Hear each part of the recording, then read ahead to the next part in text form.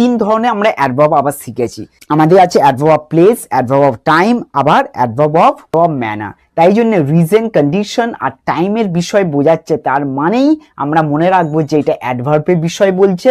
যখন adjective WH দিয়ে কোনো কাউকে ডিসক্রাইব করছে কোনো নাউনকে, তখন আমরা অ্যাডজেক্টিভ ক্লজ ব্যবহার করব। আর নাউন ক্লজ হচ্ছে নাম বিষয়টা দিয়ে বোঝাচ্ছে, মানে তার নিজের বিষয় নিয়ে একটা কিছু বোঝাচ্ছে, সেই ক্ষেত্রে আমরা নাউন ক্লজ ব্যবহার করব। চলো করতে থাকি, তাহলে তোমরা বুঝতে পারবে এইবারে বিষয়টা কি। এইবারে আমরা যখন জানা হয়ে গেল নাউন ক্লজটা কি বিষয় এবং কি কি আমরা ব্যবহার করছি, ক্লজের কত রকমের ব্যবহার আছে সেইটা জানলাম। এইবারে আমরা জানবো যে আমরা কি করে চিনতে পারবো সেন্টেন্সটার মধ্যে যে আমার এইটা ক্লজ আছে। লেখা আছে underline the clauses and state what kind of clauses they are. দেখো নাম্বার এ তে লেখা আছে as he was not there I spoke to his brother। তাহলে দেখো আগে ক্লজটা বার করে নয়, বারবার প্রত্যেকটা সেন্টেন্সে ক্লজ থাকে।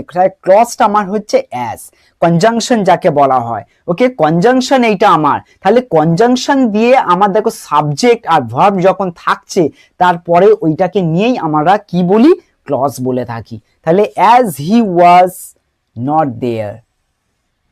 ওকে, তাহলে আমাদের এই sentence as he was not there পুরোটা লেখার দরকার নেই, যেটা আমাদের দরকার ওইটুকানি আমি লিখবো, ঠিক আছে, যথেষ্ট পরিমাণে যেটা আমাদের দরকার আছে।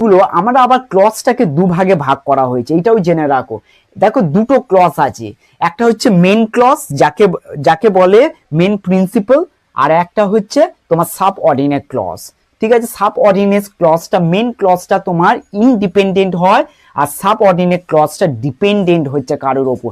ওই জন্য এই সেন্টেন্সটা ইনকমপ্লিট হচ্ছে, এর ওপর ডিপেন্ডেন্ট করে চলছে, তাই জন্য এটা সাবঅর্ডিনেট ক্লজও বলা হয়। তাহলে অ্যাজ হি ওয়াজ নট দেয়ার, তাহলে দেখো হি ওয়াজ নট দেয়ার তার মানে দেয়ারের কথা বলছে, হি ওয়াজ নট দেয়ার তার মানে অ্যাডভার্ব। অ্যাডভার্ব মানে কোনো একটা জায়গাতে না থাকা, মানে প্লেসের কথা আমি বলেছি অ্যাডভার্ব হয়, তাই জন্য আমরা ব্যবহার করবো এইটা অ্যাডভার্ব ক্লজ।